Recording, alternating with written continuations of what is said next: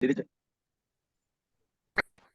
After presenting your data, where you got it, who collected the data, you have to mention all those things, and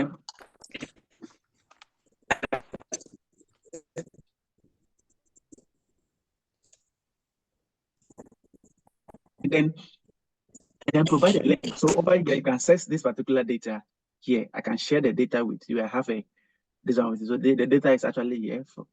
Can share that to you. But before you do anything, programmers have developed packages. Packages are the functions that help us to perform this analysis.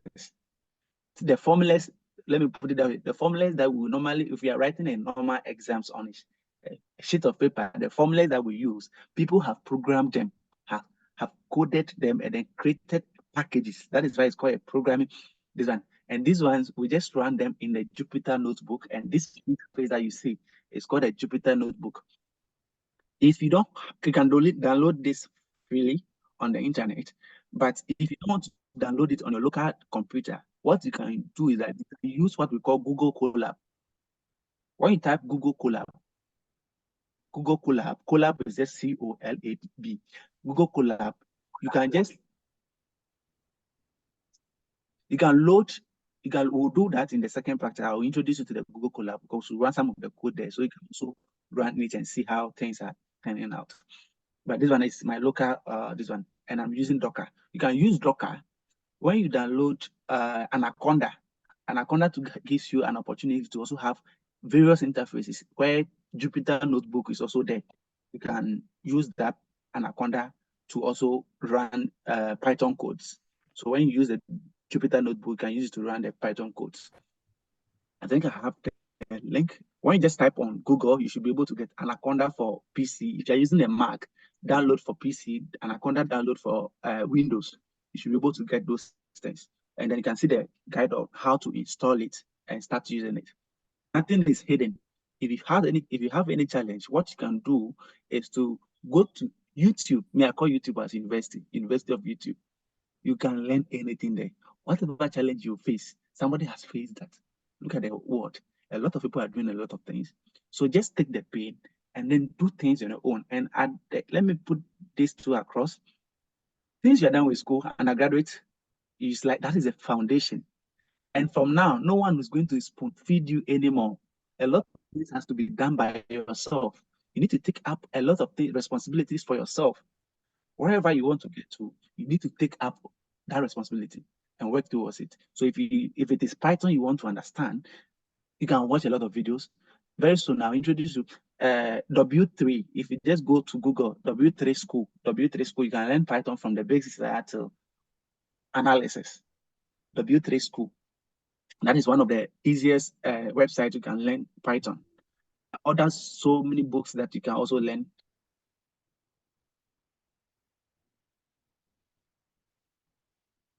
Python from. Sometimes if you don't know the package, run the code, then they'll tell you that this particular package is not defined. So it means you need to import it. So it's like I'm loading the packages that I'm going to use for the analysis. In that case, I'm going to use what's called Matplot. These are all packages that you don't have to code them. You just have to import them and run the code. So if I load these things, these are all the analysis I did. These are the packages that I need. So what I did, you import or you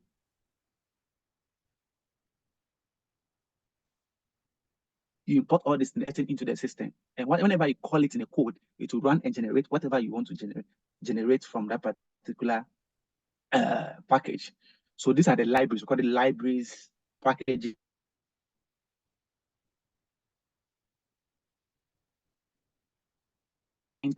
When it means I've highlighted that cell, and these things are called cells. These are cells. And if I want, this is what we call markdown, because there's no code in it. A markdown. Markdown means it can contain the work. You can use this to write your paper throughout. When you finish it, you can just save it as PDF, and it will give you a PDF, a nice format PDF article. So this is how you write it with like words. So when you pick the cell, so let me just demonstrate something. So over here, I want to increase cell here. When I put a cell here, it's now a code. So you see over here that is a code. So it means it's ready to accept any code, but I don't want it to be a code. So I want it to be a markdown, something that will take something that will take words and number. This one, yeah, something that is not going to run a code. If you want to learn how to use Markdown, that one is available. You can Google and learn it. You can watch YouTube videos. This one gives you a first header. If you do #2, second header, it will give you third header. All those things you can do it. That's so this place you could see that I use header. That is why that one is standing out as a research question. So if you highlight it, you'll see what I did. 3 headers. That's why that one will stand out. It will give you a header. Then you run that place again, then it will come back. Good. So that is about a Jupyter Notebook, what you can do with it. So if you import your packages now, then you run them. This button is used to run the code, or you can just, when you highlight the cell, your control and then enter, you're good to go. It will run it for you. So if I press here, it means I'll look at this side. You see that it's loading. So if you put your cursor here, you see kernel status busy. So it means it's executing the cells that have just run. So it's taking seconds. Some of the codes will actually take time to generate whatever you want to solve. Some of them will run slowly. Some of them will also run faster. So in this case, it's taking me 26 seconds to import all the libraries. It's not done yet. When it's done, this place will change. Yeah, so it means it's done. You see, the place becomes white. So this is just a brief overview of what, when you see a Python interface, how you can use it. You can run all the cells at once over here. You can say run above cells. If I highlight this particular cell, I can run only the ones that are above the highlighted cell. If I want to run everything in the Python notebook, I can just run all cells and it will run everything for me. If I want to be running it one by one, that is what I just demonstrated earlier. So the Python, we have packages. The packages, some of them, we have upgrades keep coming. So you can't be in the data space and just say, oh, I've learned this and that is all.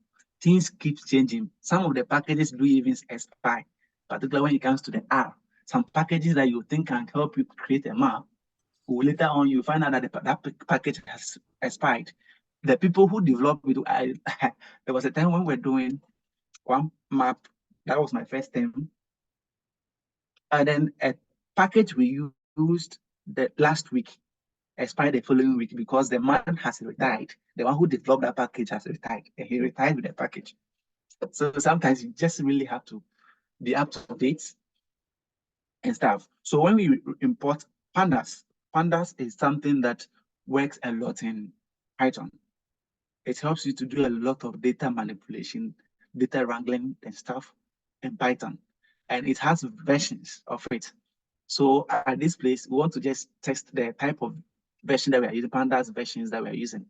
So you see, we have version 2.10 and stuff. And then the start models. Start models, those ones are also packages that that one is 0.14.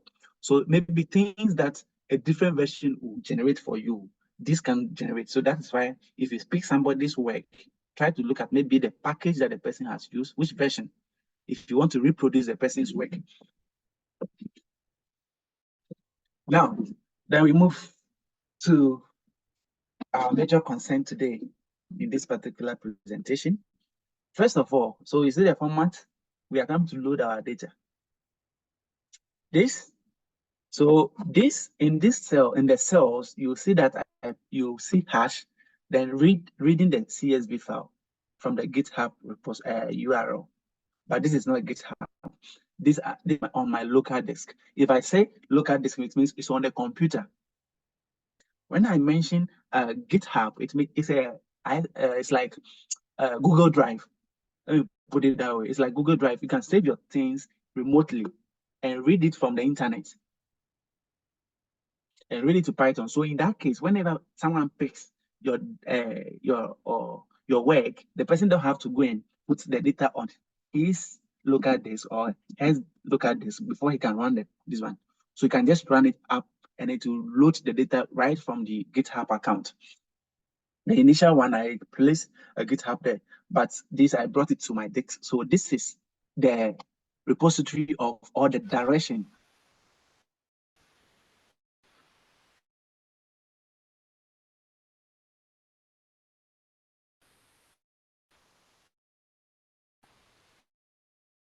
of the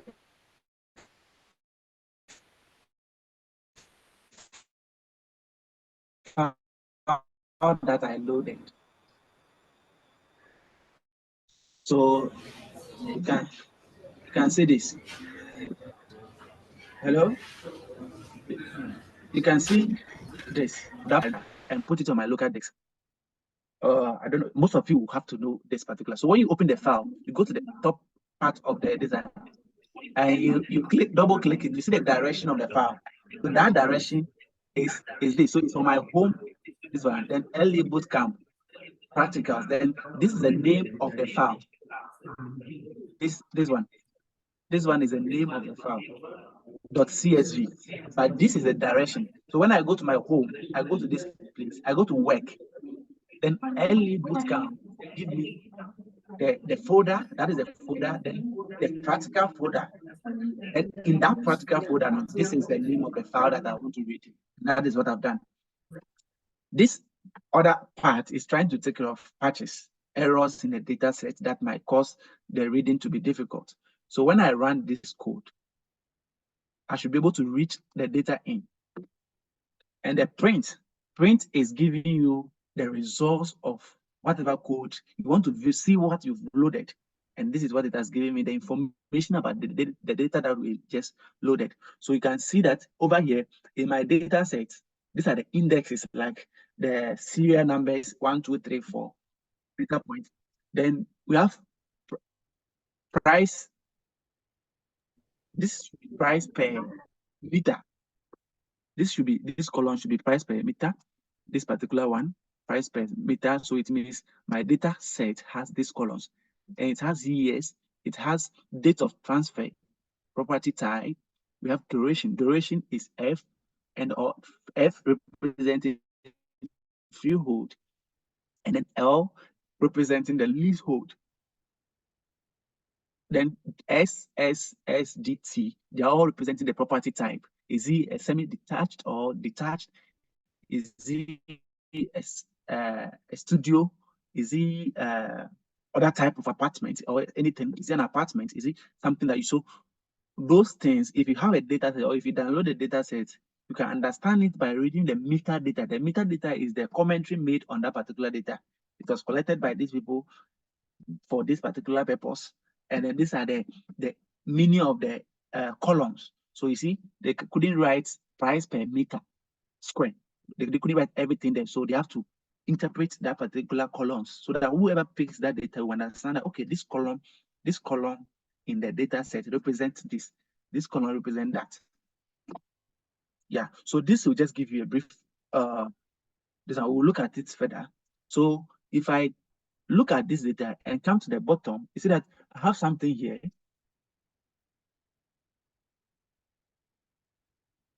Just to highlight it for you for good visibility. So you'll realize that I have 69,656 rows and then 16 columns. That gives you a fair idea about the size of your data. That's a very huge data. Which one you want to do in Excel, it should be kind of challenging. The Excel can compress that particular data. You screw and then you won't even see the end for a long time. Now, after loading my data, meaning my code was successfully executed over here, I know that my data is now in the Jupyter platform. So let me just visualize. Let me just look at the head, the columns of my data. If I can't see it clearly here, or it's so much of information over here, let me just look at only the columns. So let me just point this out. So over here, these are basic stuff of Python. Like I said, if you want to understand, we can use today to understand these particular things. df means that is where I'm going to save the data I loaded. So anytime I call df, I'm calling the data. And this is the package. Pandas. This PD means pandas. Pandas, I'm the package that I loaded earlier on here. So pandas, so I say pandas, let me see.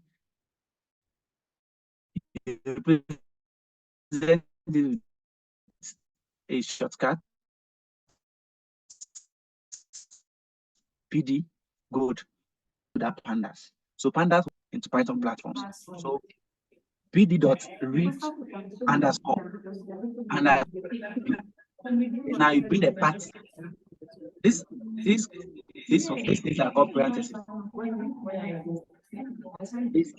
These brackets, what we call the brackets, are called parentheses. So if you hear parentheses, they are not any big thing. They are the brackets we're talking about. So you put this in your. If you remove this, you can't load the data. You see that it has changed. So it's always has to be. You can use the double ones. You can use the double. You can use the double, or you just use the single one. Python will accept all of them, any of them.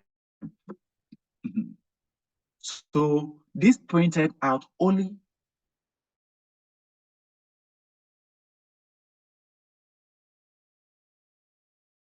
So over here, I have price per data. I have here, I have date of transfer. I have property type. I have duration. I have price of the property. Then postcode.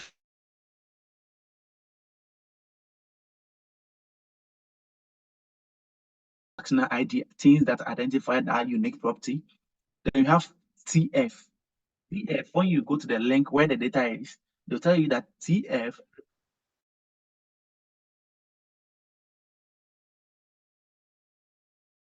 rooms.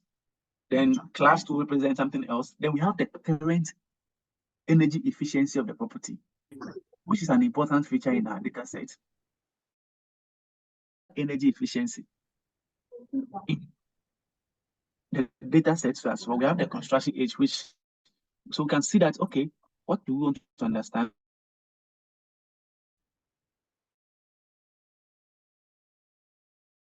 at all on prices based on the data that we have. So you see, and then can we get a meaningful insight into this particular data? Do prices actually care, like people care about, or does the price, is the price influenced by the current energy efficiency rating or the potential? Which one do maybe clients care of? Do they care about the past performance, energy performance of the building, or they care mostly about the potential energy efficiency of that particular property? So the analysis will actually help us to actually appreciate this, and we continue. So in a presentation, what you can do is to present your columns. So whoever is reading, they have to, like, for me, I've done this, so that is what I'm trying to, I understood the columns. So whoever is new reading your work can understand that, okay, these columns are this. So the year represents the year of transaction. This interprets the columns. These are the columns. Interprets them. They are there for you to consume. So whoever picks it and understands this column. When I see TF area, I know that is total floor area. Then when I see D, that is detached. Then S, semi-detached. And then T,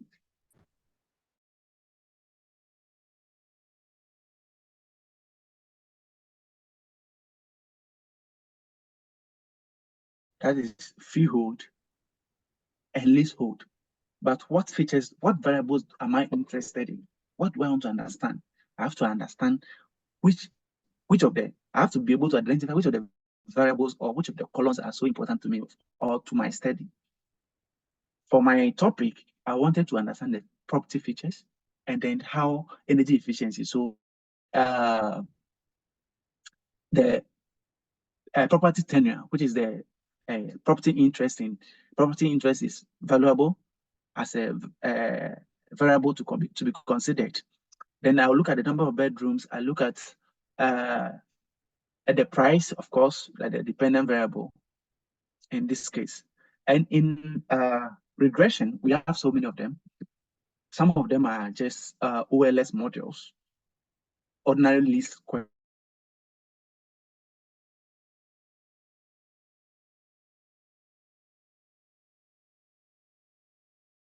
there are a family of regression models, and we even have OLS,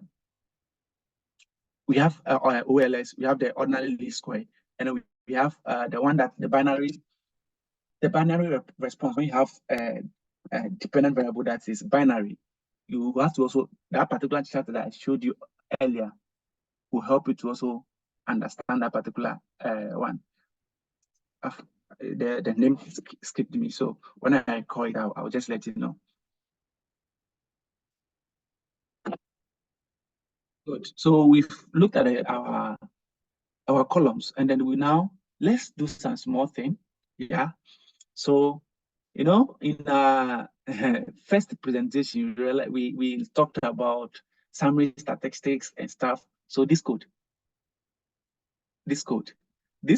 is just trying to take care of NAs. Anytime you load your data you have to also look at your NAs. NAs are data points that are missing. So when you load those data inside the Python, the Jupyter platform, to convert the missing values into NA is like not in this case, it's just not available. Like they don't have data points and stuff.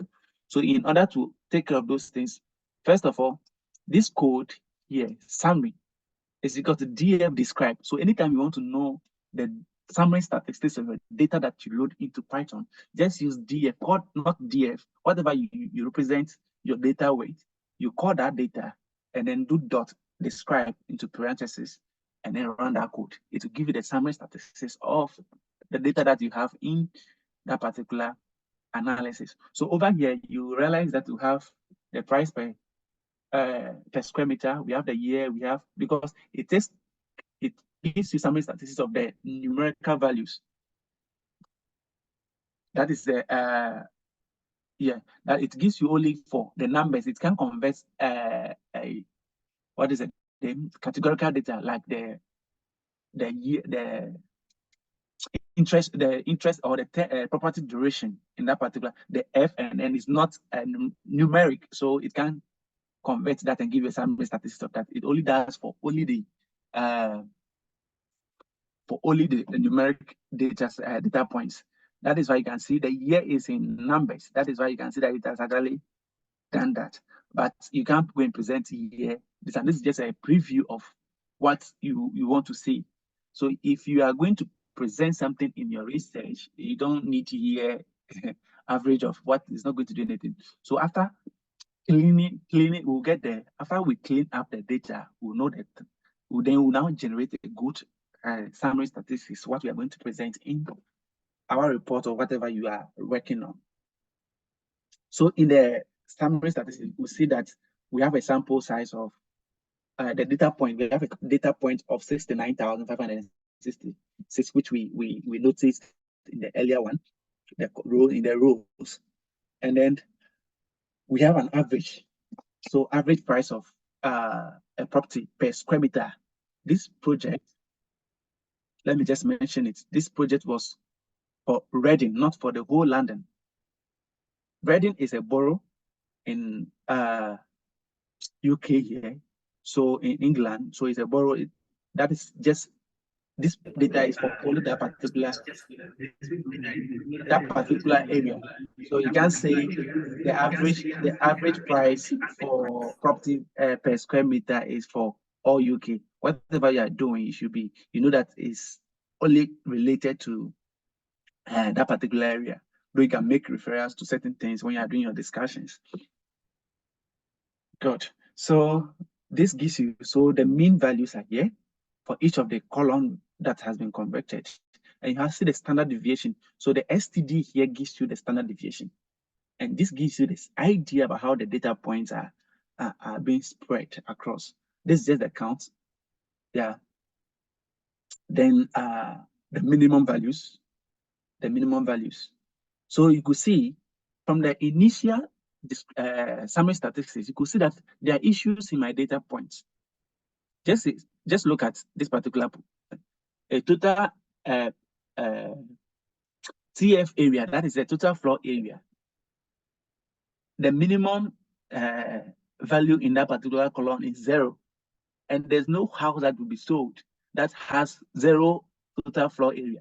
This is an idea that there's data errors or entry errors in my data set. So it gives me a signal, an idea about the need for cleaning. So those data points has to be excluded before you even build your model. If you don't do that and you run it at your meaning you're running a wrong model, your model wouldn't be reliable. So these kind of things, that is why we mentioned earlier on that you can communicate data by using the summary statistics. And this will give you an idea about your data set. So if you don't clean it up and you submit this work to somebody who is assessing your work, and then just look at the second one too as well, another 0, a house with bedroom, which is 0. Which house is without a bedroom that has been sold? You understand? So that is an issue that we have to address before building our model. So this is just giving us an overview about this thing. And then looking at the minimum, let's look at the price. This is the actual price, the whole price, the price of the building. The price of the building as a whole. And then this is the price per square meter. So let's look at the minimum and the maximum too as well. Just look at it. You realize that the minimum house price, this is in pounds, is 400 pounds, which is not realistic. So these are things that when you run your your summary statistics, you should be looking at for understanding. It helps to understand the data points, which is unrealistic. So it becomes an issue when you don't treat it or when you don't deal with it. So you realize that over here, I wrote that a house with this one is unrealistic and a maximum of maybe 3 million. If the minimum value is 400 and maximum is 3,500,000, you will see the gap between these values. And therefore, there are possible outliers in this particular data set, which you have to deal with before you build a regression model. Note, you can't build a regression model with outliers. You need to try your best, even if you're not able to eliminate all of them. Try your best. Whoever reads will understand that at least you were aware of the outliers in your data set, and then you try to do that. Most of the times, you can use log to just mitigate them, but in the best case is to eliminate those particular or exclude those points in your model. Now, so if you present your data, whoever understands, okay, what method am I going to use in my analysis? You know, this particular one is helping you to understand how you are going to approach a lot of coursework. Those of you who have the opportunity already to do your master's right after these studies, you understand how methodologies work. The methodology is basically talking about what tools, what methods are you going to use in analyzing the data. So here, I'm going to use multiple linear regression. It's multiple because the independent variables are more than one. If it is one, then it will just be simple linear. But the moment is 2 and above, then it becomes multiple. The same format, the same scenario. But in this case, I have different explanatory variables like independent variables, and I have only one dependent variable. In this case, too, my dependent variable is the price that I'm going to use. So I'm going to use price and see how these independent variables can predict or can explain the dependent variable. So this is the linear model that we talk about. This is a linear model. So here, y is equal to y is the dependent variable, which sometimes we call the explained variable or the response variable. They have different names. Some people call it the genius variable, and so these particular ones. So this beta, the beta zero is just the intercept. If all those variables are not influencing any, that should be the intercept. So that intercept that we saw in the very one, the y, intercept at y is this particular beta zero. Now, so the B1 represents the X1 represents the independent variable. The B1 represents the coefficient that we are going to get out of the model. So if I have the coefficients, this is the coefficient help us to know how the variables influence the price and their quantity. That is why when you are going to do any analysis and your goal or your objective is to look at impact, to quantify the impact of certain independent variable on a dependent variable, it's best to use the OLS models. But if your goal is to develop a good model that will help in prediction, like I showed you in the other graph, regressions helps you to do whether relationships or helps you to predict. But if your goal these days, if your goal is to develop a model that will predict the price, then you should use machine learning models like random forest. Those ones are efficient in developing good models for prediction because they take care of, you don't have to satisfy assumptions. The machines or the models take off the logarithm actually take off. So in terms of that, you should be careful. Whatever you want to do, if your focus is to develop a predictive model, then your focus to be looking at random forest. Even if you test it with OLS, you should also look at it from random forest perspective as well. I think we did this too in this particular model. So you see, so the beta represents the coefficient of the X variables, continuously depending on the variables you use. So when you do that model, when you put them in the formula, you should be able to predict, and you have the variables for the new prediction you want to do. You can easily predict why. And then you need to justify why your choice of method. Why you're using regression?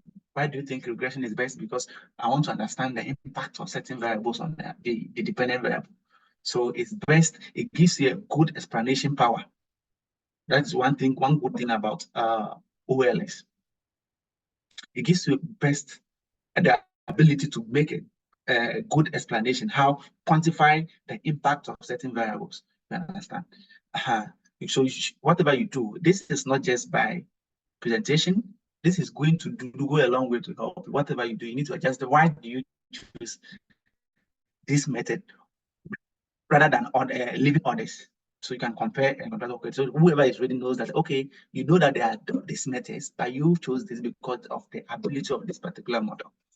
Now, let's move forward. We have talked about our methodology, discussed what we are going to use in the analysis. So let's do some exploratory analysis, which is very important. But these ones, you just do it to understand the data. You don't present it in your work, unless maybe they say you should provide a Python notebook, which you are doing a model that is data science. That one you can include all those things. But when you are writing like a dissertation or a research paper, all these things, you don't have to send them. The important thing, the first one, your data summary statistics, and methodology, those ones has to come in. So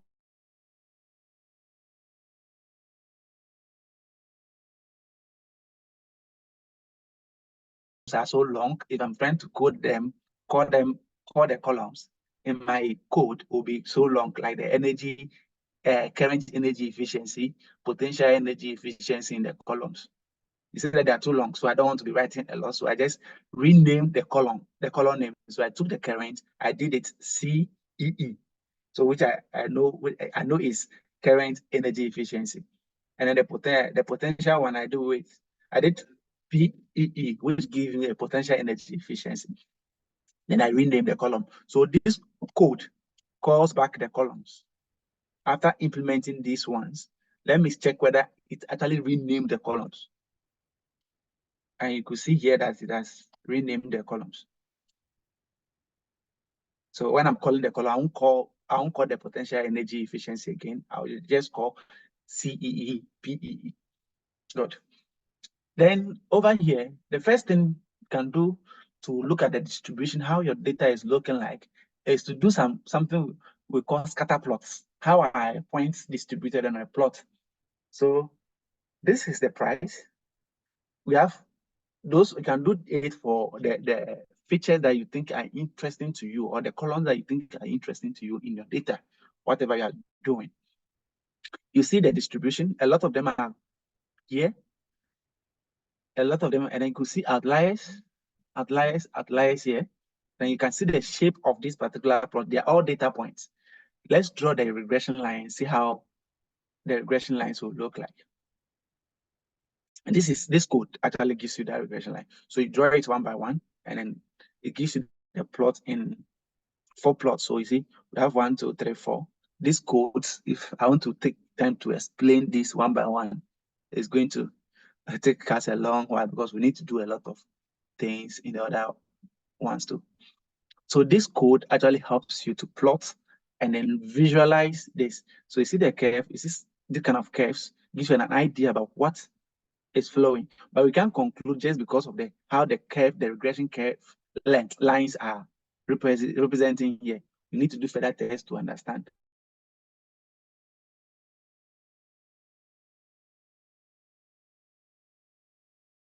Few outliers in our data points, and some that are also over here, very low.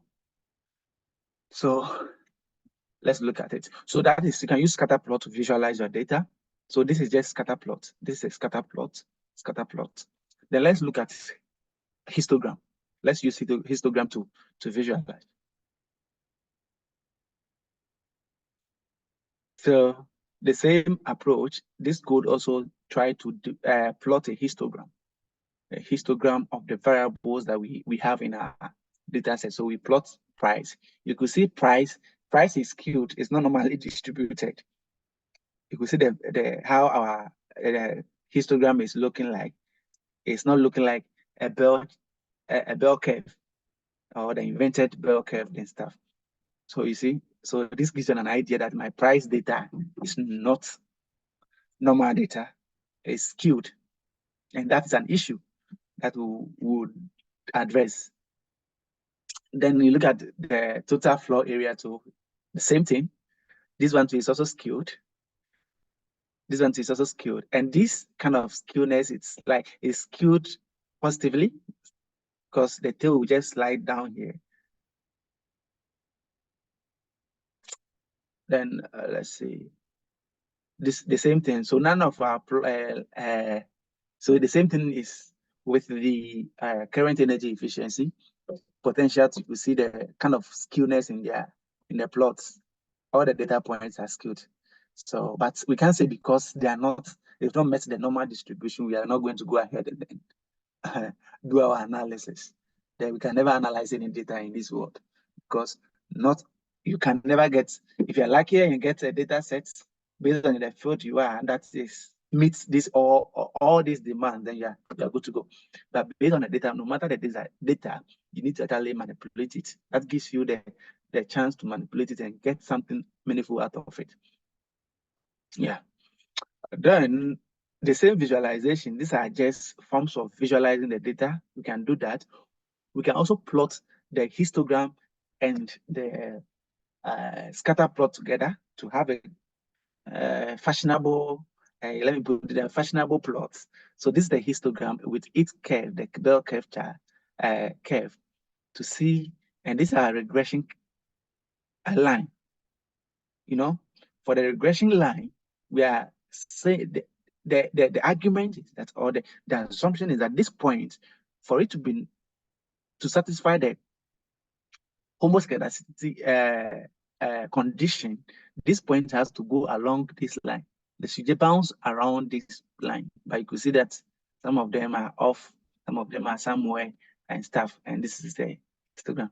So this is just an additional visualization that you can do with this particular code. I'll try and then share for the code, I'll try and share it with you. Or then whatever you want to do, you can actually use that and try your hands on it. Then I have here too another plot to just visualize. So this is against the total floor against house price. This is total current energy efficiency against the house price as well. The same thing happens here. And then you see that different patterns are being observed from these plots. Different patterns as seen earlier. Now, we are still on the visualization. So another thing we can also look at from this data set was collected from 1995 till 20, I think till 2021 or 2016, 2021 or so. Yes. If you see that from the summary statistics, from the year column,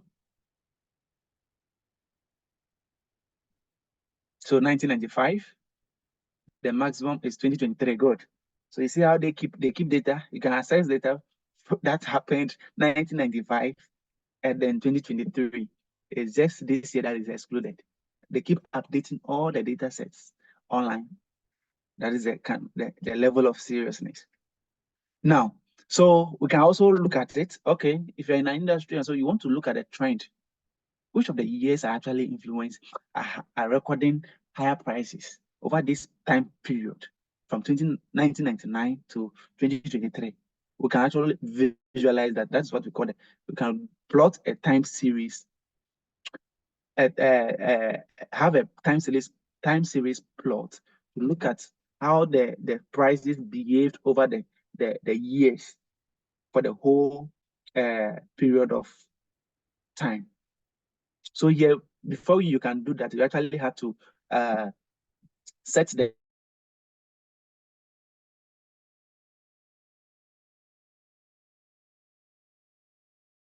so in this case, you need to create a sub data. You can also do it any way you want, but in this case, I created a new sub data, different set of data. So in this case, I have only 3 columns in that particular data. So time, when I call time underscore df,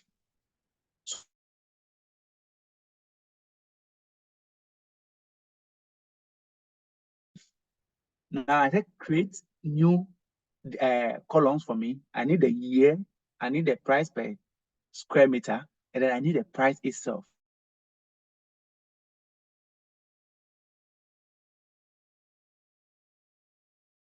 Successfully executed by this particular code. Then I do print, then I call my where it is holding the data.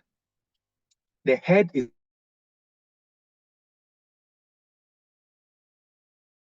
5 rows of that particular data set. So whatever, when you want to observe the first 5 or the first 20, you can do that. So an example is, let me just demonstrate something. If I want to see more than the 5, I just do time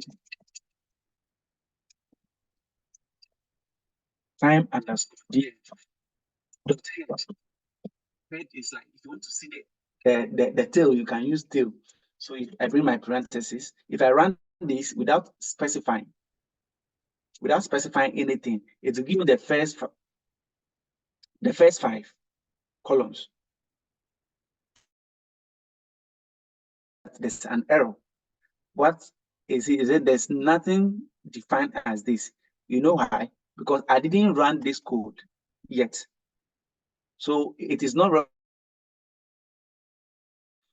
in the Python system. So it means I have to even run all these graphs, because I remember just showing it to you, not running them, to get to that point. Those are the issues that you'll be facing, but it's just simple. You can just, from here, even whilst here, I can just run all the cells that is above, but it will take quite a while. So let me just run this. I run this too as well. This one is executing fast.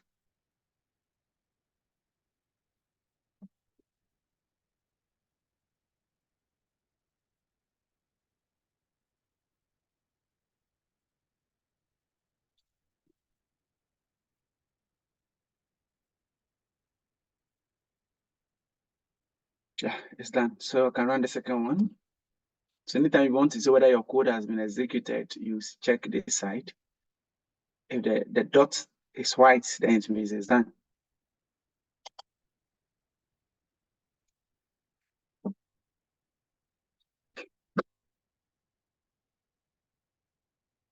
It's done. So the next code.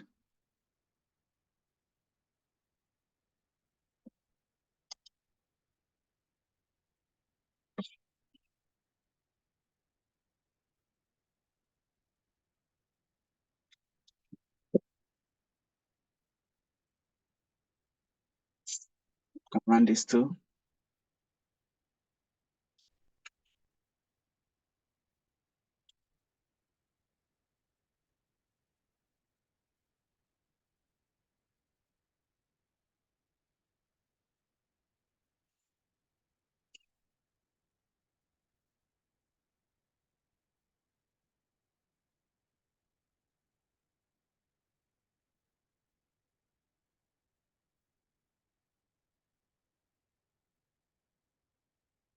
Mhm.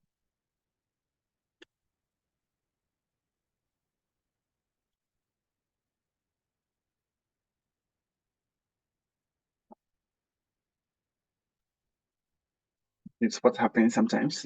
So sometimes when you run a code, it can take like maybe 2 minutes to even run, depending on the the task that's if given the code.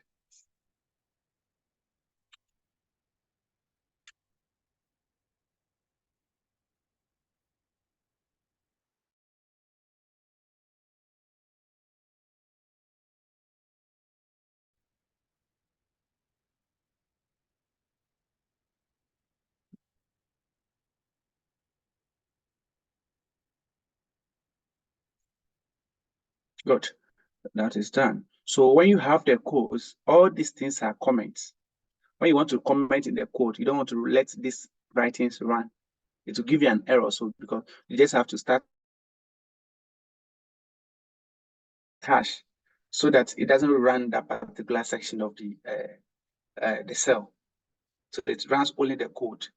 So these things are actually informing you about what that particular thing is representing, what it's going to do, and stuff. So those are the comments. We call them comments in the code. So whoever picks your data can easily understand, read, and know what the code is doing or the code is doing in your model.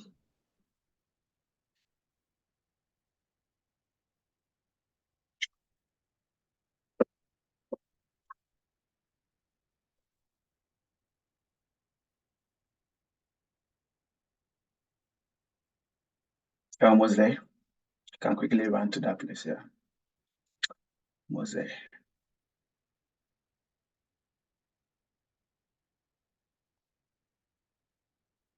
Okay, so these are just simple, so it should run fast. Good. So we now have that. Let's run this again and see. So you see, so when you have those things, when something they give you error that is not defined, it means that particular thing has not been imported into the Jupyter platform, the stuff. So I can just delete this if I want to delete, so I can see more than now. Okay, if I want to specify, I want to know, I want to specify, maybe I want to look at the 20th, the 20, or I just put 20 in it, then I run it to print the first 20 rows. It's 19 because the indexing in Python or pandas starts from 0. So you take note. So this is still 20 from 0 to 19 is still 20.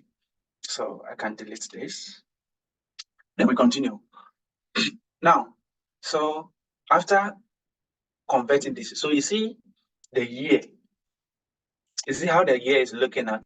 If you want to perform a time series some analysis, you need to actually convert the year column to a date time format, a date time format. That's the Python, the functions will understand. And this is how you do it. So you convert that. So when you convert, this code actually converted that into that. So let me just look at it, whether it worked.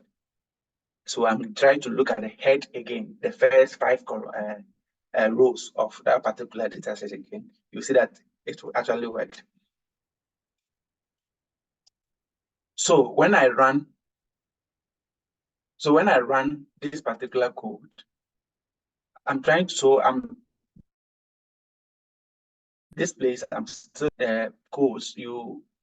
This comment will also help you to understand what is happening here. And then this is actually plotting. Then we are just customizing the plot, trying to give it legend, like the side, what is it, the heading and stuff. So this one is the heading, and then this one is a price per square meter. First of all, look at the price per square meter. And then these are the years. So this can give you an idea what is happening, what has been the trend of house prices in the Reading borough since 1995 to date, or till 2023. This can give you an overview about how it has been, the trend. And then sometimes you can just try to look at it in 20, this should be for 4 years. So we can see 2024, we can see something here. You can see an outlier here. We can also see some points here. But look at 2008, kind of low a bit. Let's do a COVID period. Is it COVID period? Look at the price. So if you are looking at this thing, you can actually relate it to the pandemic, speculate around this particular year and talk about it.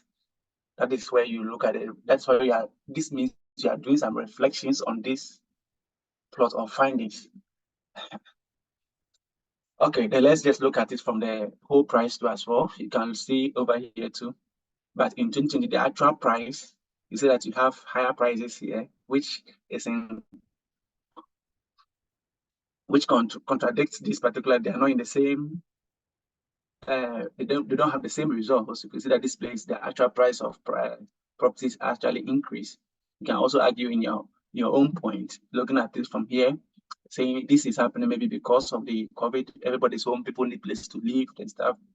Lockdown, all those things, speculations and stuff in the discussion area makes you make a good reflection on whatever you have, you found out of your analysis.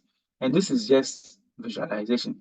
Now, we continue with our analysis. So we are all these processes, we are now come to start preparing our data for our model, the regression model we want to build. So first off, we call something hot end encoding. Hot end encoding. This is not anything big. It's something like we have a categorical data in our data set.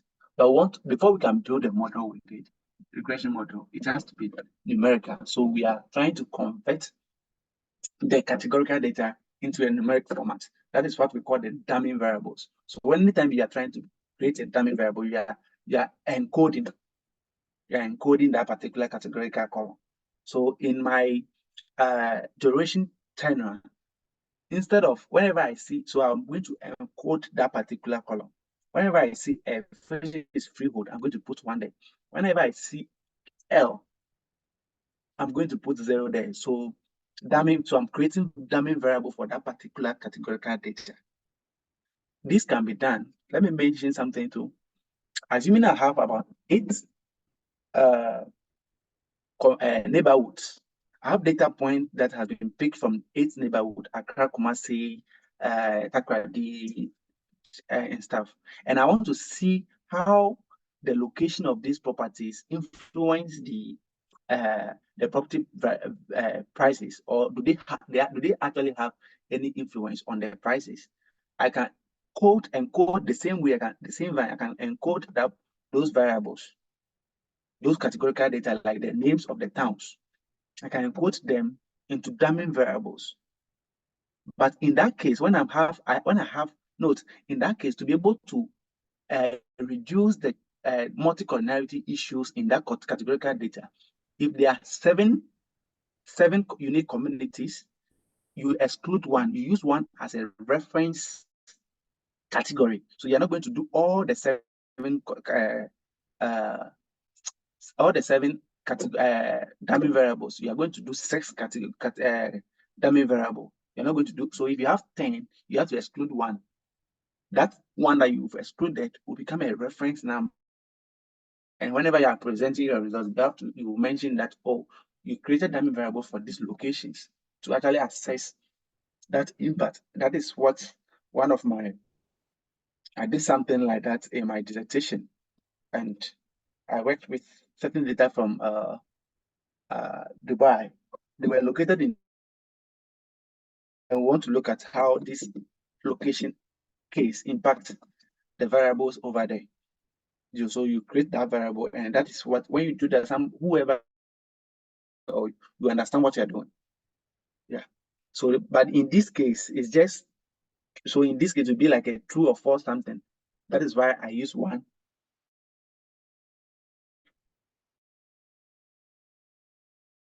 So that is also dummy variable as well.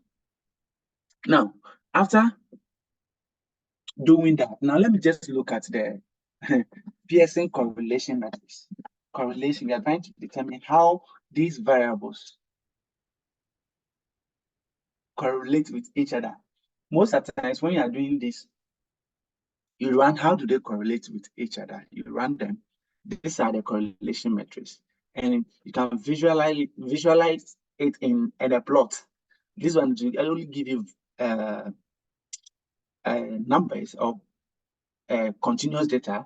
When you look at it, you realize that the higher the metrics, the correlation metrics, it means they're highly correlated. And you can actually, just using your eyes to look at this table, that will give you a very clear design. So what we normally do is we use heat map to generate the correlation metric, the Pearson correlation matrix, this one in Python, to just look at it from the color perspective, like we mentioned earlier on, that a picture is worth 1,000 words than this one in the first presentation. So here, this is a correlation matrix, and this code is what generated this for us. So definitely, if you want to do it, you definitely call your data, the data, not the one that I use, the time, only 3 columns. I use the original data here, df. So you have something like this. So this, in these sections, you realize that it's 1. And sorry, correlation is always -1 or +1. If it is -1, it means they are not correlated. They are moving in different direction. If 1, this means they're correlated. That is a point here. But in this case, you have their respective ones. So these are all 1. So a very 1. So if I have this red, look at this. So it means they are kind of high. You'll see from for these colors, this color plot to help you to detect which of them are actually high and things, but this doesn't give us a clear idea about whether. So let's look at number of bedroom and what's here, price. So you see that they're kind of a bit correlated, So we will still generate another one. This is still the broad data.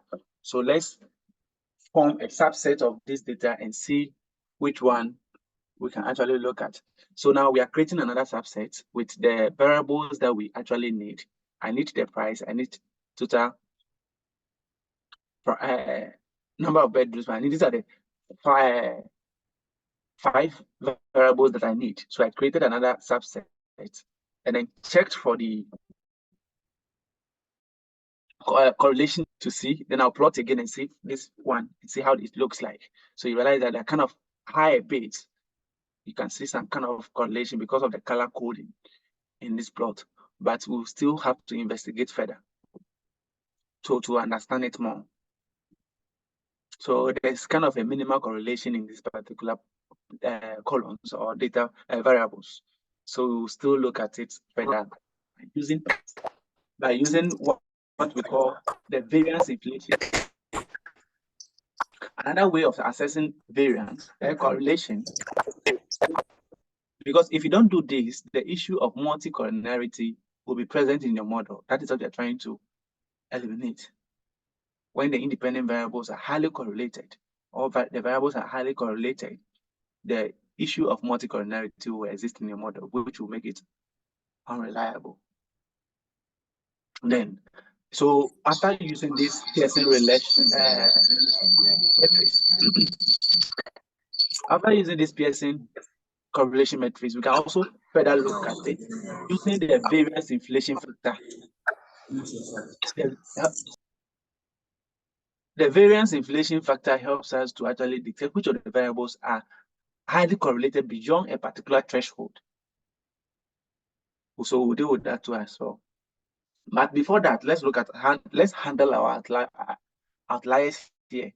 So let's look at the price column. So we can visualize the first, so top 30, the top 30 maximum prices in my price column. Let me just look at how they are. So you can see 3 million, you can see 3.5 million, you can see 3.2.9. You can see that some of them are really high. They are very, very high. And when you look at the minimum, we'll look at the minimum too as well. So looking at this huge value, as our summary statistics indicated, having a 400 pounds house price look unrealistic. So we need to actually reduce this. And this is kind of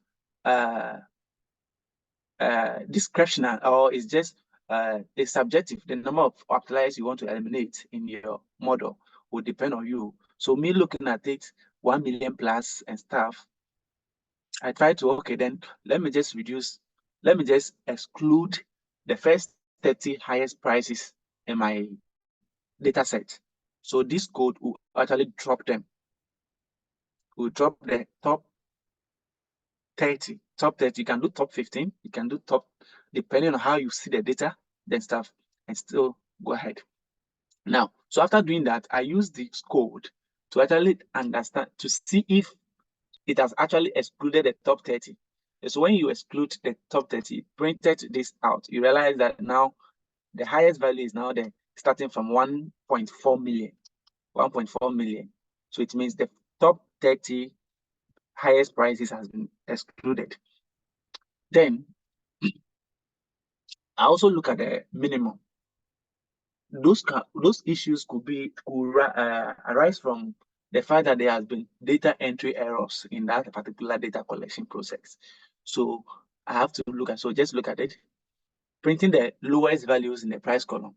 You see that the price, a property is worth was sold 400 pounds, another was sold 5,000 pounds. These figures, though the data was collected since 1995, but this doesn't really make sense for a property to be sold at 5,000. The same way when we looked at the bedroom number of the zeros in the number of bedrooms and stuff, it doesn't really make sense. So the best thing to do is to just take them off. So over here too, I think I eliminated the first 30 minimum values over here too as well. So this code will also check whether the minimum values has been eliminated, and realize that it's starting from 14,000 now. So anybody looking at it, think at least you were able to acknowledge that there have been maybe data errors, entry errors, and outliers in your data set. So when you build a model, no much of criticism on it, even though people can give you input, you could have done this, you could have done that. No work is perfect. Be willing to accept criticism on your work as well if you want to go into the research space and stuff. So let me check my data, whether I have the columns that I need for my model now. So building the multiple regression model now. So I have to get my price column. I have it here. I have the total area over here too as well. In fact, if you want to actually go into details, you can also look at the other variables. But sometimes when you feel like the outlier, taking the outliers, a lot of outliers from the data will cause to influence, it will impact the data largely. Then what you can do is to maybe leave them this one, and use log to mitigate that particular thing. Because if maybe all the data points or of maybe the number of bedrooms, I can see 0, 0, 0, 0, a lot of them, then the best thing is to just exclude that particular column in your model. Because if you want to take them out, maybe to reduce the data to maybe 100 or 50, it means it's going to affect the data largely. But here, I have about 69,000, so I can exclude a lot. You don't need so much to be able to run the model. So here, I'm just dropping. So I'm dropping the NAs. So this code is dropping the NAs, the points that don't have any data, the NAs in the data set, this particular data set. So I've created a new this one. So these columns is held in this particular object. This particular object, we call it object. So it's in here. So I'll call the new DF. The first one was just DF. Now I've made a subset of the data. So now I renamed it. I call it now new underscore DF. Good. Then, sorry.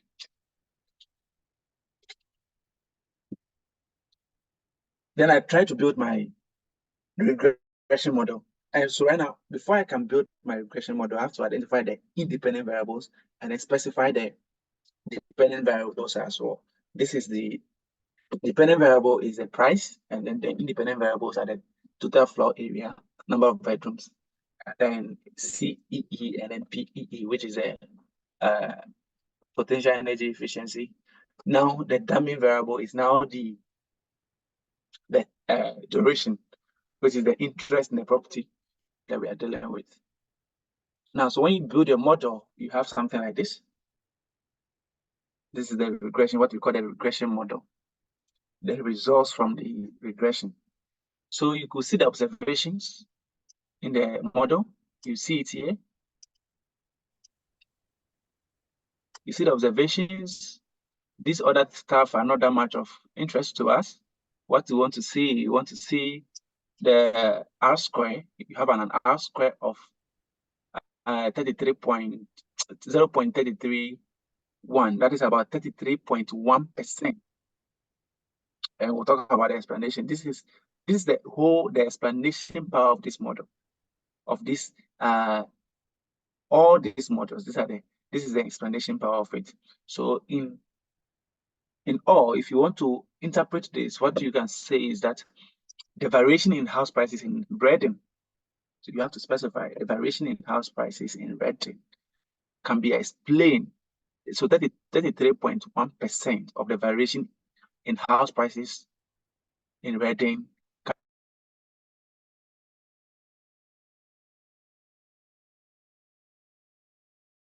considered in your model.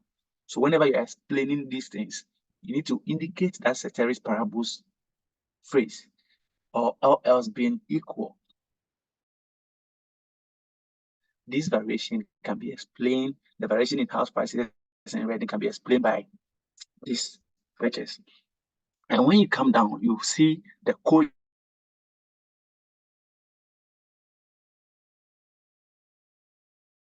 variables are significant. First of all, look at the t values, which we call the p values. If the p value is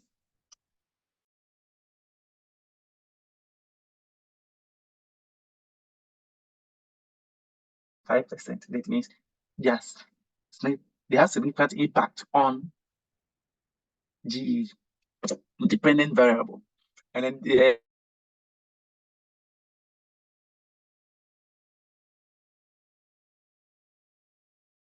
and 96, absolute 1.96. So it can be negative or positive.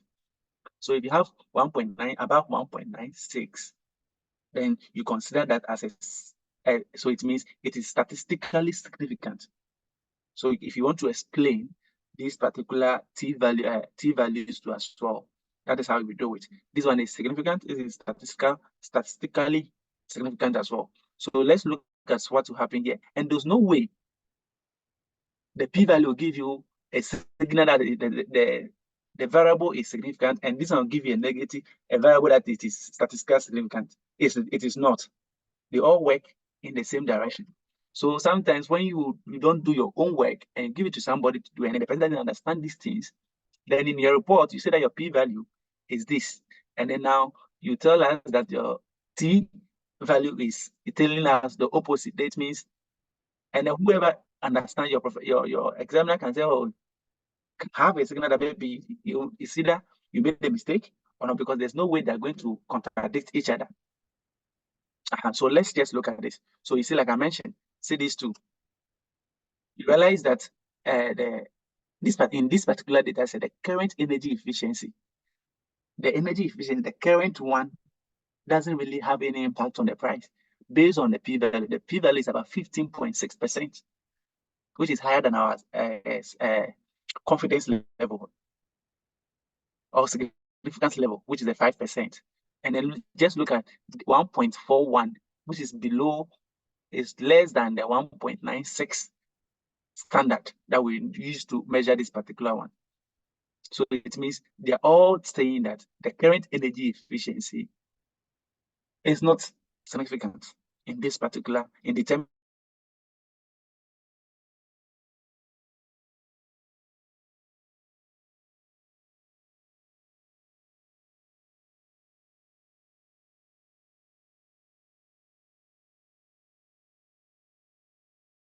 Same agreement. So that is what you should take note. Another thing you should also take note from this particular model is that always look at the, even though our Pearson correlation matrix could not give us a vivid variables, that a clear one, they were just red, a bit red, but not too red for us to be we should then look at our model. When this is he's still in the Zoom. What I told her they do? How many people are there? 16. we call this the condition number.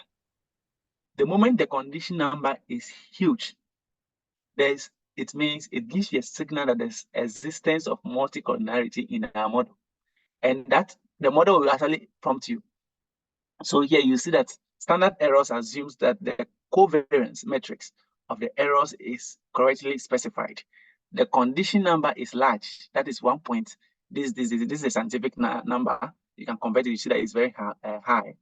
This might indicate that there are strong multicollinearity or other numerical problems, which is like maybe outliers in our data set. So it means that you can't just represent your data like this. Try to improve it. You have to try to improve the model.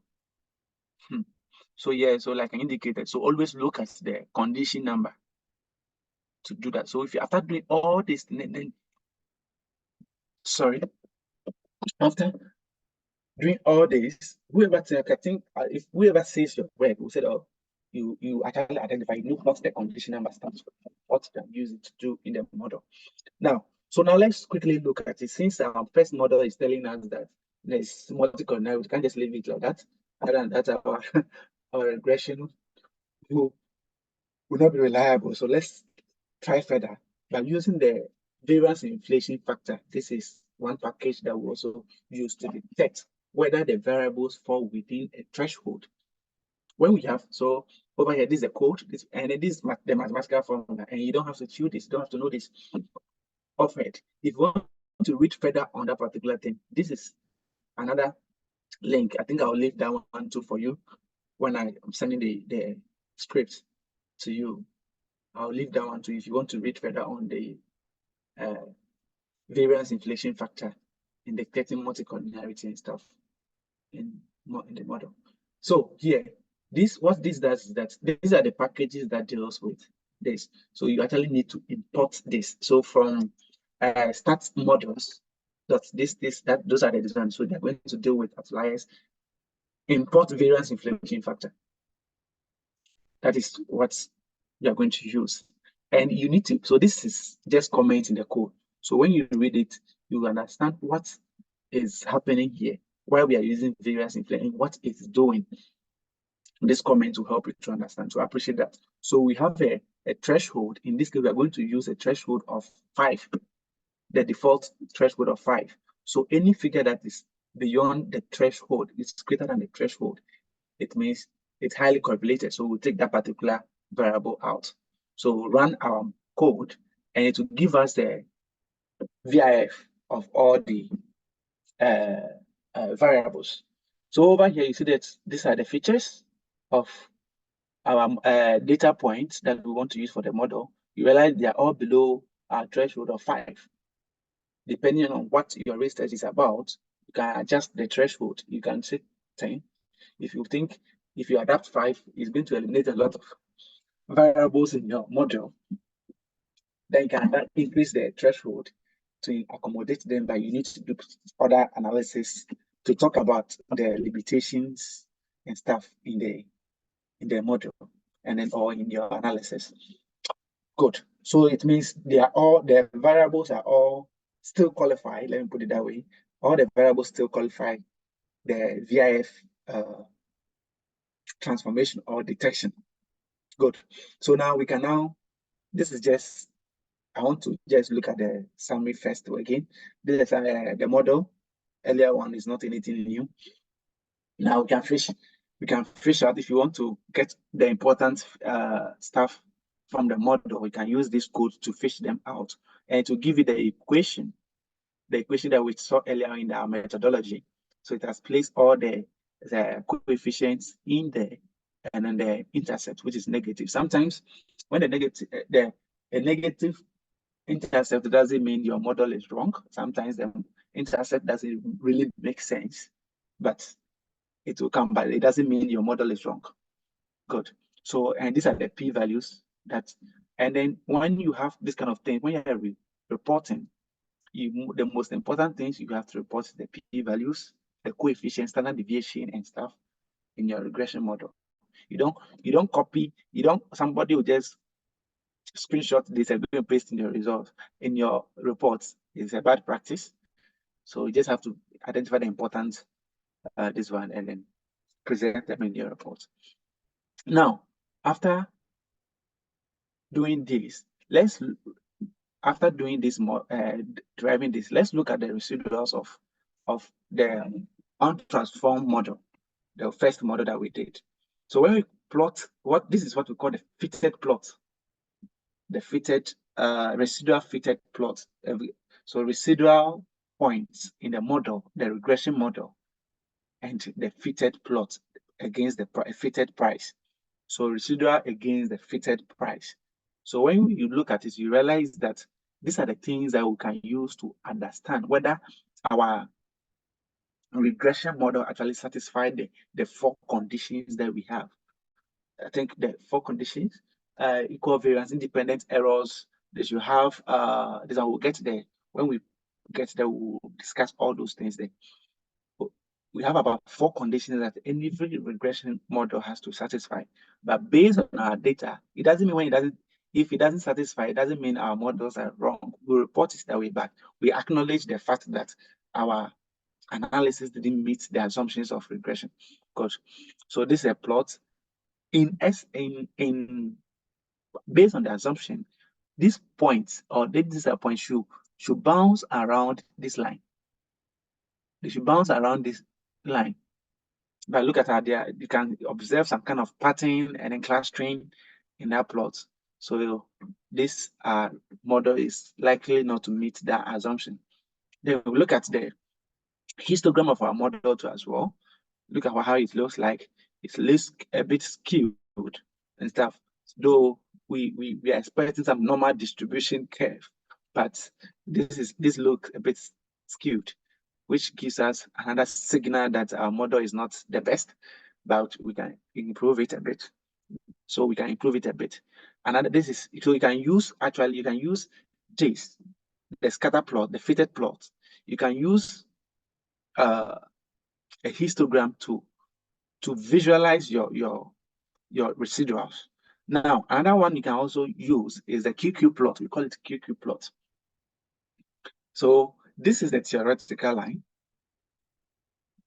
So if the data is normally distributed, everything is perfect, all these points should follow the reference line. This one, we call it the reference line.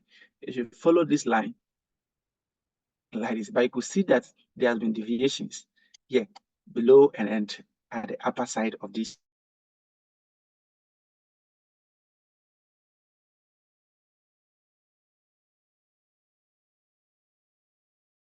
conditions. We'll soon finish with this. These are the conditions that every linear regression has to actually address. So you have to have a linear relationship, like we discussed in the first presentation. We have to have independent errors. So in this case, this is what the residual points, like I mentioned, has to bounce along the regression line.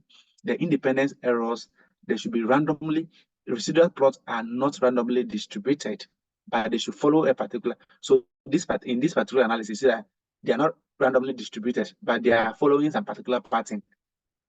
a lot of them are here, they're clustered, some of them are down here, those things. Good.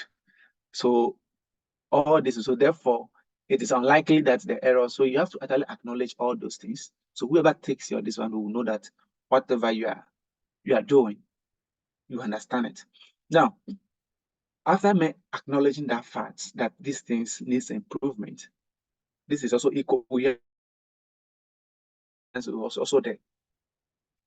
That is what we call the homoscedasticity. If they don't have equal variance, then that is exist in that model, and that is against the assumption. So the assumption that it should be homo. There, if your data is hetero, then it means you have to actually. So one of the ways we can try to improve it is to take a log transformation of our model. So over here, we just call the old model doing. Then we try to take log. So in this case, you can take the log of the dummy variables. We have zeros in them. So what we did, our data set again, we create this particular thing again. Then we take log of the independent variables, including the price. So at the end of the day, this code did this. So it picks, so which columns am I talking about? I'm talking about these columns. Now it will take it and then take logarithm of that particular column of each of the data points and create a new column for those variables. So this code did that. And let me see whether it actually works. Because whatever you do, you need to actually check and see if it is working. So if you see, if I call my new GF again, you could see that I have new columns in here. I have the log price, I have the log TF area, I have logged number of bedrooms, I have log FNCEE, I have log PEE and stuff. Good. So in doing this, somebody can also decide, okay, I'm not going to take log of all the variables. So in that case, the earlier presentation, I mentioned log. So in this case, our model will be log model. But if I take only maybe one or few and leave the rest, it will be log model. But when it is log, so it means the independent variable, the dependent variables are all logged. Yeah. Now let's build our model again using the log variable. So with this case, we are not just using the raw data, we are using the log transform columns. So when we do that, we realize that our explanation power reduced to 24.0. So 24% of variation in house prices in Reading is explained by these variables, all things being equal. But what is the interesting thing in this model? We can see the condition number here. It has reduced relatively. So that it means we've improved our model.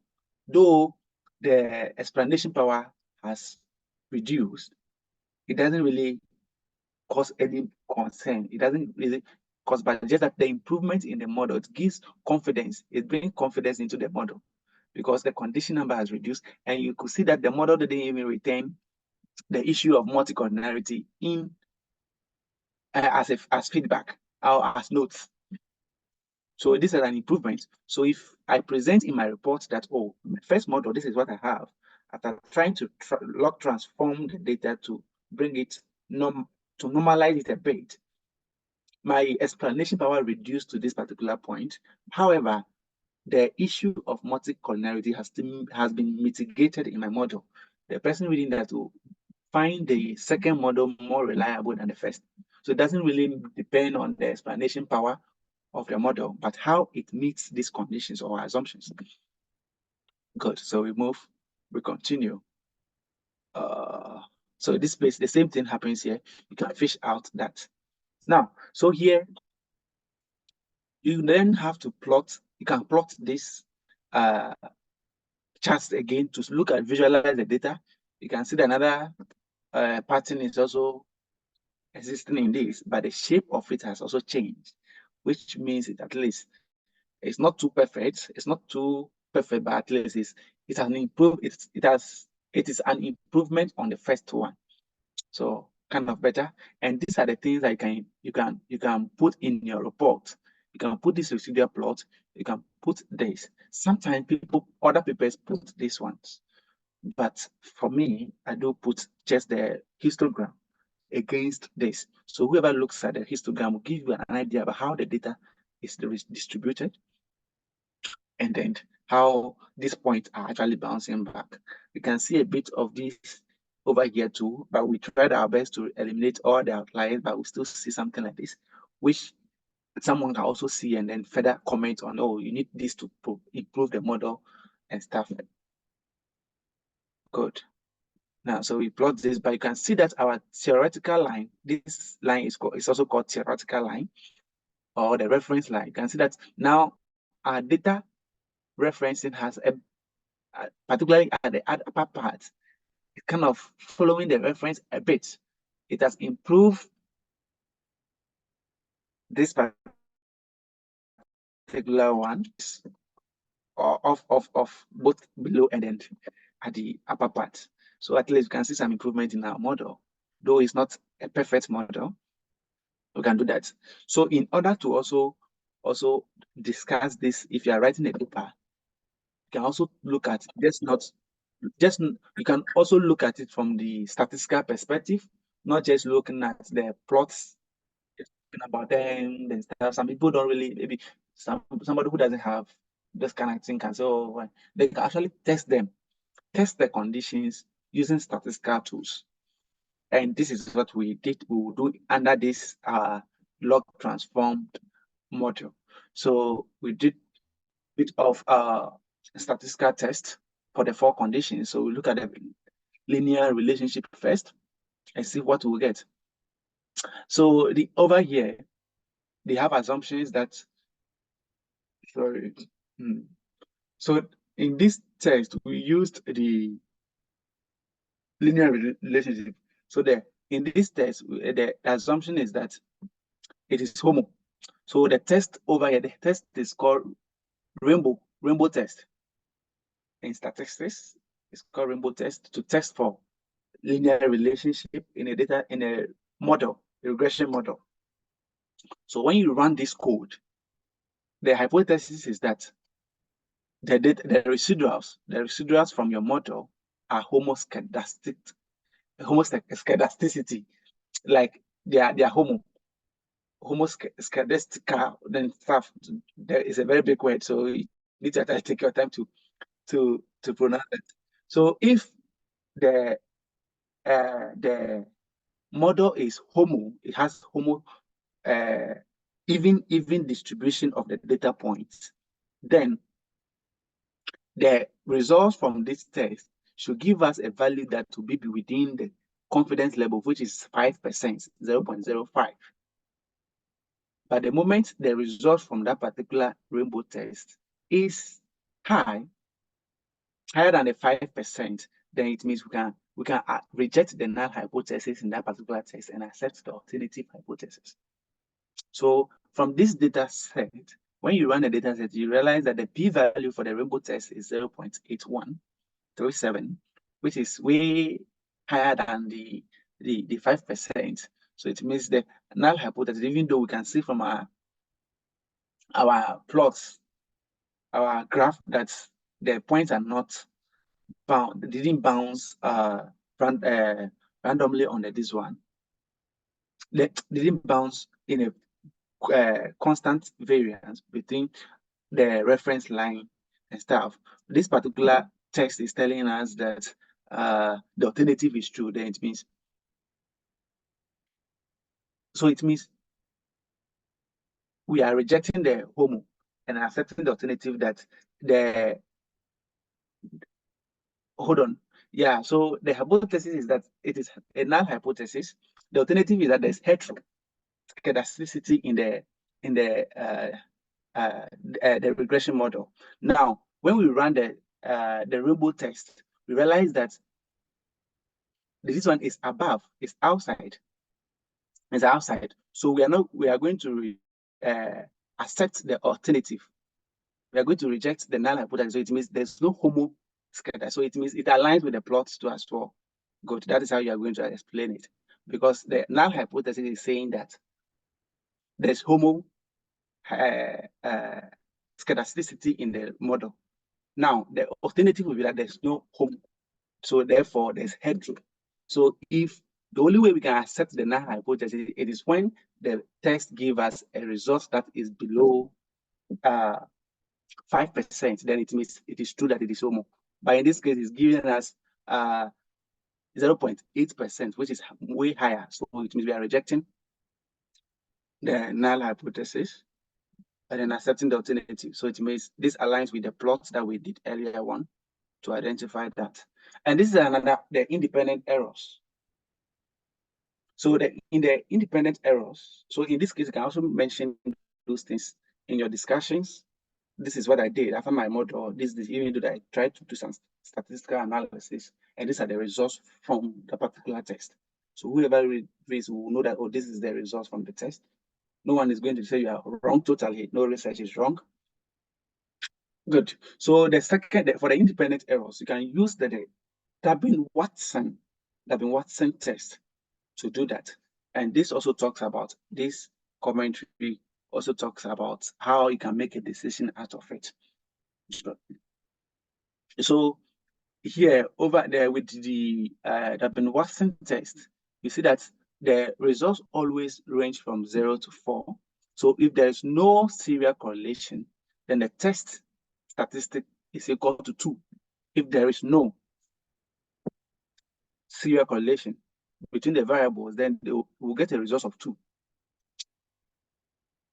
A closer to 0, that's an answer closer to 0, gives an evidence for positive serial correlation. Then if it is closer to 4, if it's not 4, but it is closer to 4, then it gives an evidence of negative correlation. So empirically, if you look at the t-test or the statistic test, and it is between 1 and 2, it's not 1, it is between 1 and 2, then it is likely that there is no serial correlation in the residual. So we look at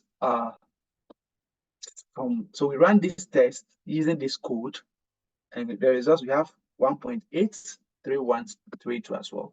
So based on these results, the results of the Durbin-Watson test, you can also demonstrate that there might be serial correlation in the model, and then the residuals are not independently distributed.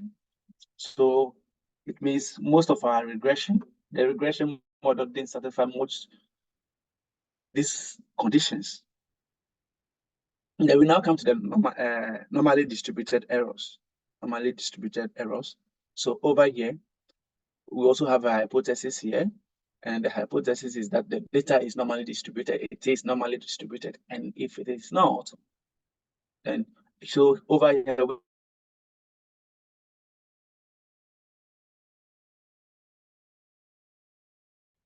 links to this particular test for further readings if you want to understand these tests for further readings. So you can, when you receive the Python, you can access these links and then read further. And then when you run the p-value out of this test, you see that we have 0. Less than this one, we can reject the null hypothesis. Reject the null hypothesis and conclude that residuals are not normally distributed. You can read further on this particular test to be more okay with them. It's fine if you don't get it now. You can further read on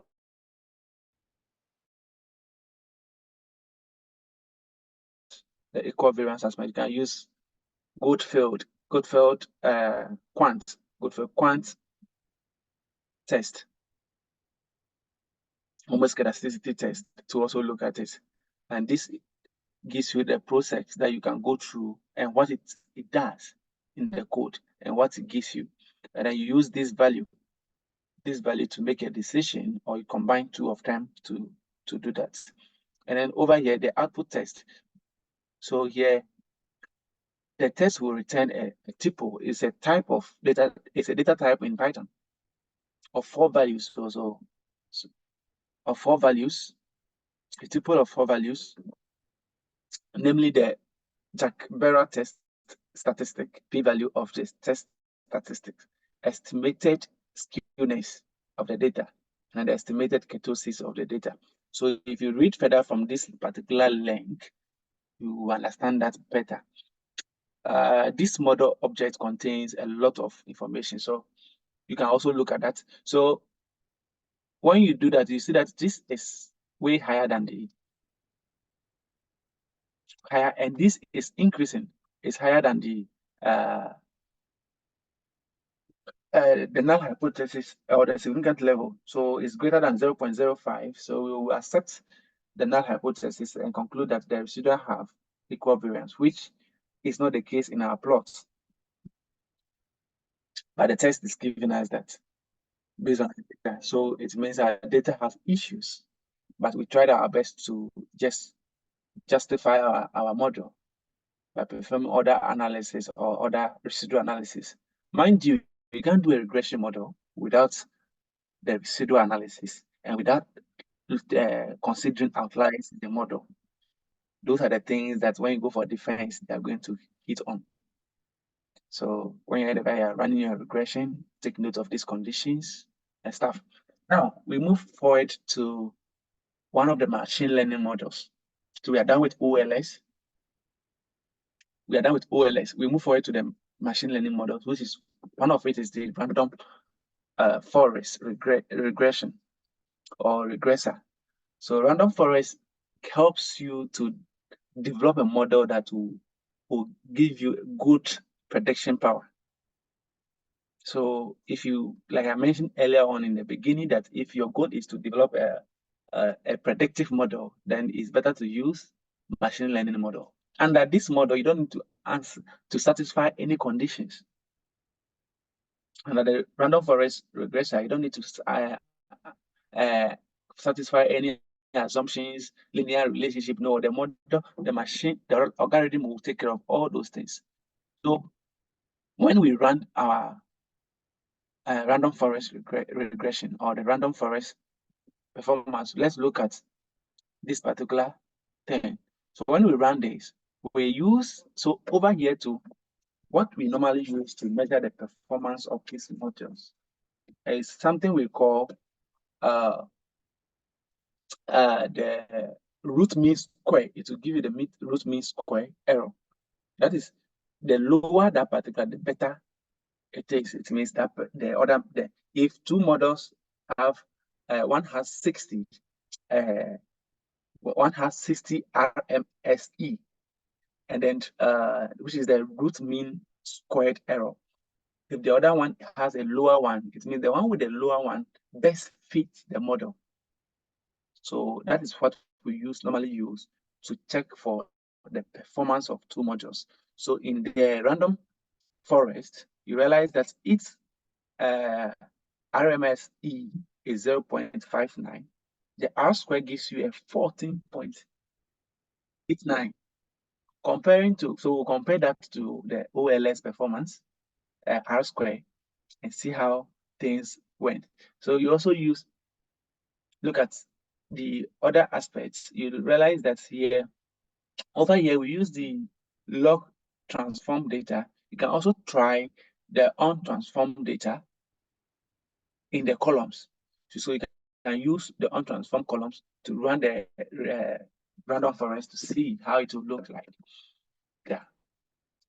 So you also report on those, though this performs way lower than the OLS. So if we are talking about performance, then the OLS perform better than, give a higher explanation power than the random forest model. So let's compare these two models using the metrics, using the R square and then root mean squared error. You see, so you realize that when we try to compare their performance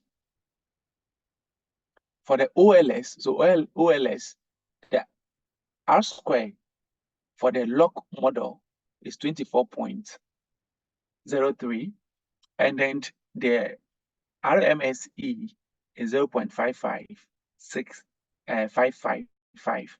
Now, then when you look at the random forest metrics too, you realize that you have R square of 14.47 and a higher